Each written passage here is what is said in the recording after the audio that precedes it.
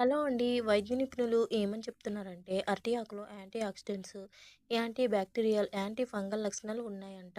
ఇవి పోషకాలు ఉన్న అరటి ఆకులను తీసుకోవడం వల్ల మన శరీరం అనేక వ్యాధుల నుండి విముక్తి పొందుతుందని చెప్తున్నారు. అరటిపండేమో మనకు, అరిటాకేమో జంతువులకు అని అనుకుంటాం. కానీ అరిటాకులో చాలా పోషకాలు ఉంటాయి.